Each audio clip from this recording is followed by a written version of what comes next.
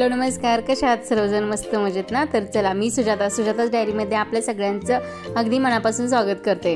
तर सारखं फ्लावरची भाजी खाऊन कंटाळा येतो. म्हटलं आज नवीन काहीतरी करावं फ्लावरपासून, आणि फ्लावर पण होते 2 गड्डी, त्यामुळं आज फ्लावरचे मस्तपैकी असे आम्ही भजी करणार आहे. आणि वातावरण पण जरा ढगाळ आहे, त्यामुळे आज गरम गरम फ्लावरची भजी करतोय.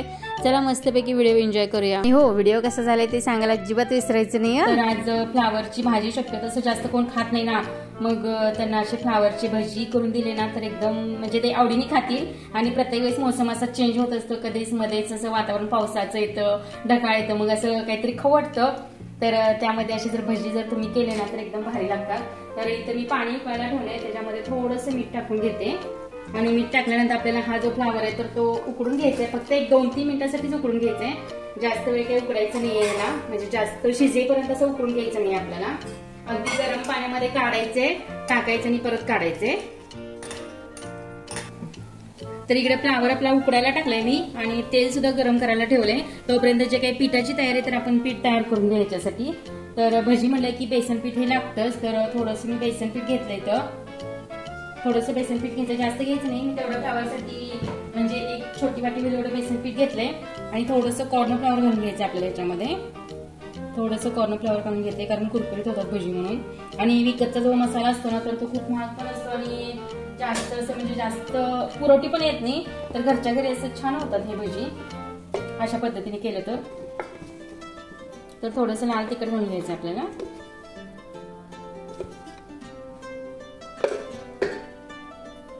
थोडीशी हळद टाकून घेतो, थोडीशी कोथिंबीर टाकून घेतो, आणि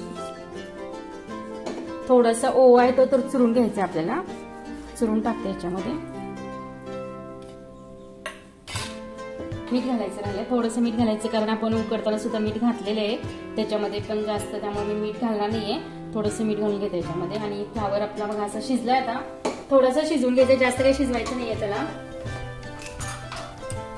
अगदी थोडाफार शिजेल असं शिजवून घ्यायचं आहे. तर बघा याच्यामध्ये मी थोडासा गरम मसाला आहे तर तो पण घालून घेते. आलं लसूण वगैरे काही घालायची गरज नाही, कारण मग ते भाजी खाल्ल्यासारखं लागतं, त्यामुळे आलं लसूण वगैरे काही मी घातलेलं नाहीये. अगदी जे नॉर्मल मसाले असतात ना आपल्या घरी तर तेच घातलेत. आणि थोडासा चिकन 65चा मसाला आहे ना तर तो सुद्धा मी घालून घेते याच्यामध्ये. अगदी थोड्या 1-2-3 मिनिटासाठी शिजवून घ्यायचंय. आणि हा असा चाळणीमध्ये मी पाणी गाळून घेते याचं.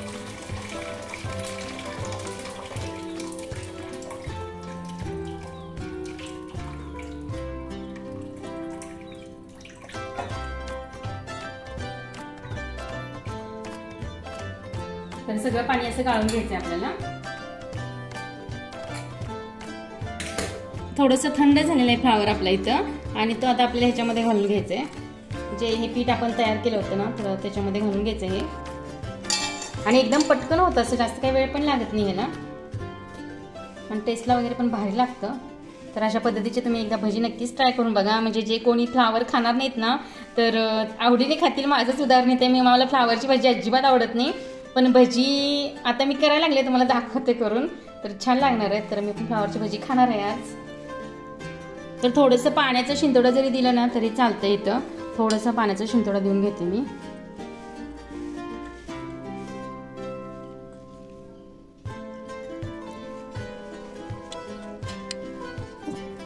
तर थोडीशी कोथिंबीर शिल्लक राहिली होती ती, आणि थोडंसं आपला चिकनचा मसाला आहे ना, चिकन 65चा, तर तो घालून घेतलाय. मस्त लागतात आणि अगदी चिकन सारखीच भजी लागतात हे. तर जे व्हेज आहेत ना तर त्यांनी अशी भजी करून नक्कीच खावा, एकदम भारी लागणार आहेत. आणि एकदम सोपी पद्धत आहे, जास्त काही अवघड पण नाहीये. फ्लावर तर आपल्या घरी आणलंच असतं ऑलरेडी, त्यामुळे कधी भाजी कधी अशी भजी करून खाल्ले तर भारी लागतं. तर आम्ही फर्स्ट टाइमच करायला लागले भजी.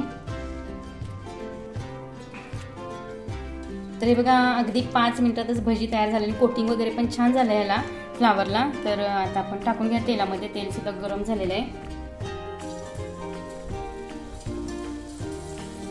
तर असं वेगळं कधीतरी ट्राय करायला भारी वाटतं. दरवेळेस बेसनची भजी आपण खातोच, तर आज अशा प्रकारचे चालत भजी बनवायचं. वातावरण पण जरा आता पाऊसमध्येच ढगाळ वातावरण आहे ना, त्यामुळे म्हटलं चला आज फ्लावरची भजी करून खाऊया. आणि फ्लावर पण भरपूर डबल भाजी झालेली फ्लावरची आणलेली, त्यामुळे अशा पद्धतीने फ्लावर संपवायचं काम चाललेलं आहे आमचं आज.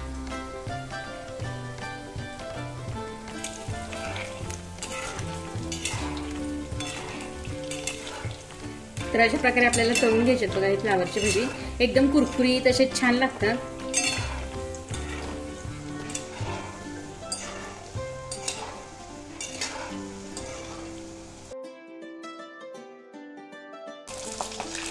तर छान असे फ्लावरची भजी तयार झाली बघा. आणि जो पाण्याचा झाऱ्या होता ना तर तसाच घातला, त्यामुळे बघा तेलात जरा उडायला लागला तर तेल. तर अगदी विकतचा मसाला आपण आणून बनवतो ना भजी, तर त्या प्रकारेच असे झाले भजी. तो आता निघाला बघा फ्लावर वगैरे कोणते म्हणजे भाज्या घालायच्या, मसाला घालायचा आणि पटकन अशी भजी करायची. तर 100-150 रुपयाला एक पॉकेट आहे ते, पण आपल्या घरच्या घरी साहित्यामध्ये असं. तर तुम्ही आवाज ऐकलाच असेल किती कुरकुरीत अशी आपले भजी तयार झालेत फ्लावरचे. तर विकतचा मसाला आणून बनवण्यापेक्षा असा घरच्या घरी मसाला बनवायचा आणि पटकन भजी करून टाकायचे, मस्त लागतात. एकदम सोपं वाटतं ना करायला भजी. भारी छान पण होतात. सारखी भाजी खाऊ वाटत नाही. त्यामुळे असं भजी केलं तर खातात आवडेल मुलं वगैरे पण. जर तुम्हाला मंचुरियन टाईप जर खायची असतील ना फ्लावरची भजी, तर फक्त फ्लावरच्या भज्यामध्ये थोडंसं जे सोया सॉस, चिली सॉस आणि टॅमॅटो सॉस वगैरे असतात ना, तर ते मिक्स करायचं, चांगलं गरम करायचं. आणि जर त्या पद्धतीने सुद्धा तुम्ही खाऊ शकता, पण मी असं नॉर्मल भजीच केल्यात आणि एकदम छान लागतात हे. तर तुम्ही अशा पद्धतीचे एकदा नक्कीच ट्राय करा. तर एकदम आपले इथं क्रिस्पी असे फ्लावरचे भजी तयार झालेत. आणि मस्तपैकी आम्ही आता थोडासा पाऊस पण चालू आहे आणि मध्येच काहीतरी वातावरण चेंज होतं आणि त्यामुळे असं काहीतरी गरम गरम खाऊ वाटतं, त्याच्यामुळे असं भजी केल्यात बघा फ्लावरचे. तर मस्तपैकी आम्ही फ्लावरची भजी एन्जॉय केल्यात. तर तुम्ही सुद्धा अशा पद्धतीचे एकदा फ्लावरची भजी नक्कीच ट्राय करा. आणि व्हिडिओ कसा वाटला तर ते नक्कीच कमेंट करून सांगा. आवडला असेल तर लाईक, शेअर, कमेंट करायला अजिबात विसरू नका. आणि हो, बेल आयकॉनही प्रेस करत जावा, म्हणजे तुम्हाला येणाऱ्या व्हिडिओचे नोटिफिकेशन तुम्हाला सर्वात अगोदर मिळून जातील. आणि मस्तपैकी अशी भजी एकदा नक्की करून पहा. तर आम्ही अशा पद्धतीचे भजी बनवल्यात. तर तुम्ही सुद्धा या भजी खायला फ्लावरचे मस्त कुरकुरीत असे स्माइली सोबत असे भजी एन्जॉय करणार आहे आम्ही. आणि तुम्ही तर नक्कीच ट्राय करा. आणि व्हिडिओ कसा वाटला तर नक्कीच कमेंटमध्ये सांगा. आणि अशा छानशा आणि सोप्या आणि सुटसुटीत व्हिडिओसोबत पुन्हा एकदा आपण भेटूया. तोपर्यंत बाय बाय. संपूर्ण व्हिडिओ पाहिल्याबद्दल मी आपल्या सगळ्यांचं अगदी मनापासून धन्यवाद मानते. चला नेक्स्ट व्हिडिओमध्ये भेटू. तोपर्यंत bye bye. Thank you for watching.